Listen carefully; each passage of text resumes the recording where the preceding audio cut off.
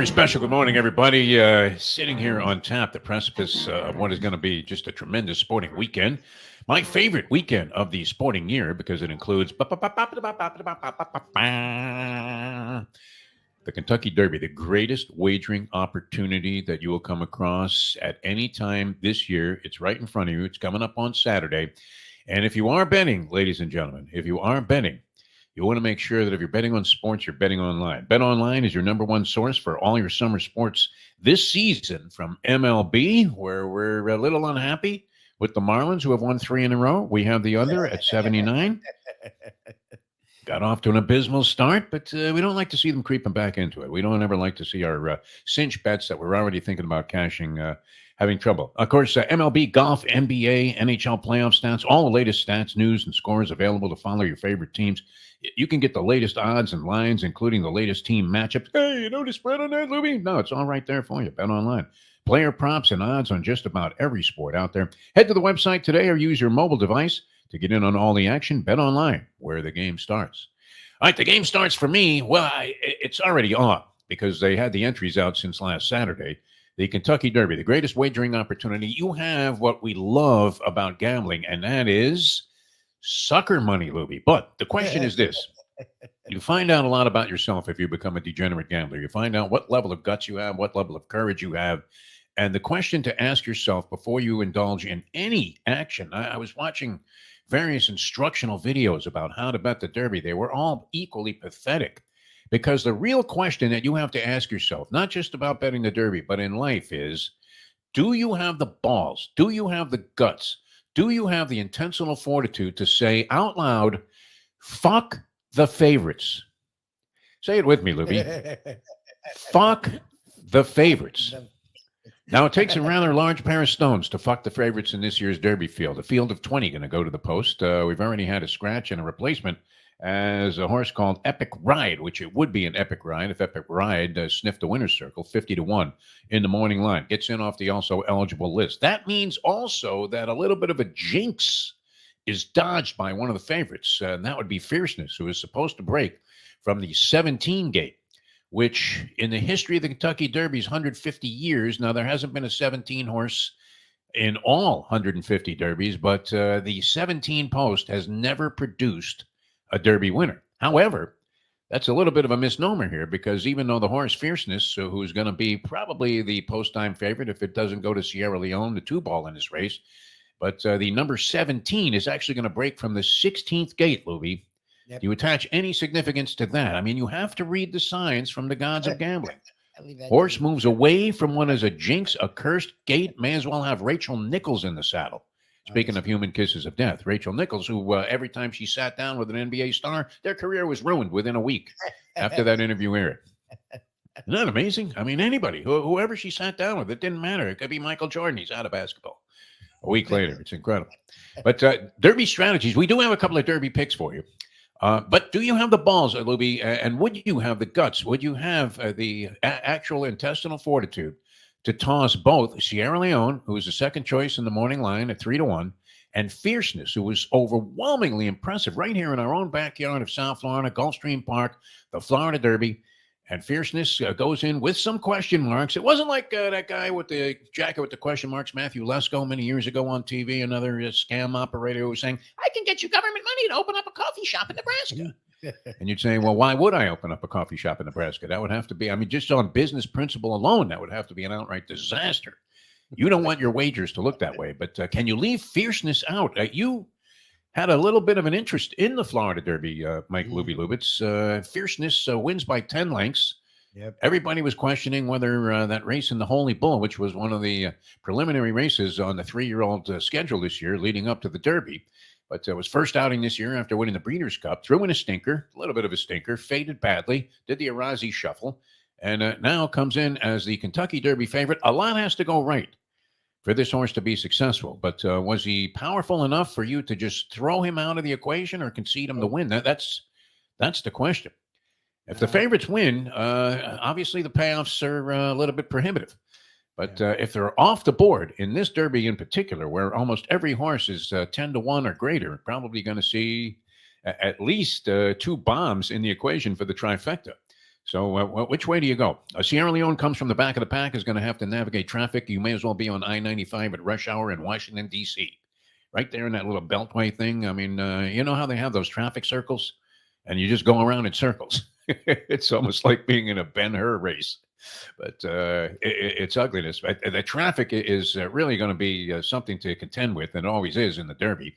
And of course, nobody likes to be on the inside, although this won't impact, I don't think, in a negative fashion, Sierra Leone, because Sierra Leone, he drops to the back of the pack anyway, and it comes from the clouds like Seabiscuit out of nowhere. Who's that? He's coming like a shot. Yeah. We shall see. So here we go. Well, we'll give you a quick synopsis of what we think. I don't know that you can concede that neither of the favorites will be in the money. So in chasing down the trifecta, which is where you start to begin to find those pots of gold in the Kentucky Derby and the big overlay payoffs, we're going to go ahead on the advice of a friend of ours who is the king of all futures, a gentleman named Paul Massell, who gave us a couple of horses to look at yesterday. Just a Touch, the 8-ball, 10-1 morning line, has been a contender. This is one of those horses that is sort of rounding into form, and you're hoping that that form hits its peak when they open up the gates tomorrow at Churchill Downs in a Kentucky Derby. And we're also going to give you the 15, which is Domestic Product, 30-1 morning line, Domestic Product, a horse that's been there or thereabouts in these 3-year-old races. A couple of the big ones was just off the pace, and I couldn't find a winner's circle, but nonetheless may find certainly a spot in the money and possibly even a win at a huge price, Domestic Product. So 8, 15, and you're on your own after that, people. Do you have the guts No. to say, fuck the favorites? No. Now, if you're on a favorite last night in the basketball games, you won one, you lost one. I was surprised the Knicks were getting 3 points from the Philadelphia 76ers because here's one thing that you see sometimes, although Jalen Brunson is defying this credo, but often when you see somebody have a miraculous performance like Tyrese Maxey did in Game 5 of the series, it's going to be very hard to duplicate. And it was last night for Tyrese Maxey, who was a factor, but not the kind of factor that he needed to be to carry the rest of those stiffs on the Philadelphia 76ers, as Joel Embiid had a monster game in spite of looking like the English patient out there. And that's the funny thing is, like, he still can't move. So I give him credit for a guy that has been questioned for his efforts in the past. He's laboring to get up and down the floor, but he was fantastic last night. He really did. I mean, he reminded me so much of watching those ESPN classic shows where Jerry Quarry got the shit beat out of him every night, every fucking night. Here's Jerry Quarry, the American Dream here, and the latest in the Great White Hopes. And he's going against Smoking Joe Frazier. Just happens to be undefeated and has knocked down his last 17 opponents in the first rounder. Here's Jerry Quarry facing George Foreman tonight. I mean, they just used to back those up night after night. It was ugly. But, yeah, Embiid kind of was staggering around like that, wasn't he? He looked like some guy that was ready to get knocked out in the 15th round. And yet he had a remarkable ball game. Philadelphia's in there all the way. Josh Hart, who had been somewhat of a bricklayer, especially from three-point range, although a very impactful player. His overall floor game was having a big influence on the series, Josh Hart, but he couldn't find a basket with a search warrant. It was incredible. I mean, with a compass, with a low jack in the ball, he still couldn't make a basket. And he came up big last night. I ended up scoring a bunch of points. I think he had close to 20 points in the game, including that back-breaking three, Lubie. Back-breaking three, and the Knicks go on. They close it out, and they will face now the Indiana Pacers, an up-and-coming team who got by the Milwaukee Bucks, but were you overwhelmingly impressed with the Pacers in their efforts against the Bucks? We have to give Doc Rivers, we normally would call for his head immediately and say it was Doc all along. As soon as he came in there as a head coach of the Bucks, you knew they were screwed. But this first-round exit by the Bucks, I think, is more than explicable because without Antetokounmpo in there, the Bucks are not the same, and they were missing Lillard for at least a game, and he was not 100% during the entire series, although he had a good productive outing last night, but not enough. And Indiana now faces the New York Knicks, who are really, I mean, they're pumped up about themselves in New York, Libby. What do you think? I know you hate the Knicks. So do they get by the Pacers and make it into the Eastern Conference Finals? What do you think? It's funny because I have a strong hatred against the Knicks, but I don't really care. Like the last 20-something years, the Heat have been, if not the best franchise in the NBA, they've been among, and actually they probably have been the best because the other franchise that was consistently great with the Spurs, they've sucked for 6 fucking years. So The Heat have been probably the banner franchise in the NBA over the last 25 years. So my hatred for the Knicks, it's subsided in the sense that we're better. So I don't really care what they do. My frustrations are, and I've been honest with this, my hatred for the Celtics has superseded anything in the NBA at this point. I mean, I really despise that team. I think they are overrated. I do think that their roster's nowhere near as good as their fans or the Northeast-based media members will tell you. But the injuries throughout the East has sort of given them a very, very, very soft landing. And that's the same thing for the Knicks. Look, and I know the Knicks, well, we've had injuries. Your injuries are garbage. Like the Knicks fans have been waiting on Mitchell Robinson for 6 fucking years. Mitchell Robinson isn't good, and he's always hurt. So stop telling me about Mitchell Robinson. Julius Randle sucks in the playoffs. It's not even that he's average in the playoffs. He fucking sucks in the playoffs. And Bogdanovich was playing horrendous for the Knicks. And Bogdanovich is as boom or bust as any player. The dude gets hot. He can hit a lot of shots. And then he scores like 4 points in a game. So I don't, like, your injuries are bullshit. It's not Butler. It's not Embiid. It's not freaking Giannis. Like, the Knicks and the Celtics are in a very same group to me, is they both got very soft landings. Look, Embiid couldn't fucking move, and the guy almost won 3 games, like, in that series. Like, that was a joke. If I'm a Knicks fan, like, you should have won by 30. They were by 21, and Tyrese Maxey couldn't hit the side of a fucking barn. Like, for them to be able to come back in 5 minutes, they went from down 21 to leading in 5 minutes with the refs totally in the Knicks pocket. Like, I mean, I'm like, to me, look, celebrate, enjoy. Look, I'm a Dolphins fan. To me, the Knicks and the Dolphins are very similar in what they've been the last 2 decades. You guys won a series last year. You won a series this year. The Pacers are just too young. I actually think the Pacers have more talent than the Knicks. They're just young. I mean, the fact that they lost 2 games to that Bucks team is laughable. So the Knicks should get past the Pacers. To me, this whole playoffs has been, once Butler got hurt, who can put any effort against the Celtics? And I don't see I mean, Brunson's flopping is only going to get him so many calls against the Boston Celtics. Like, but I tell you what, when he does that, it's just like that scene that they blew that you can't believe was left in The Godfather. And you're thinking, what was Coppola looking at? He had to be guzzling wine when James Caan throws the punch at the guy that was married to Talia Shire.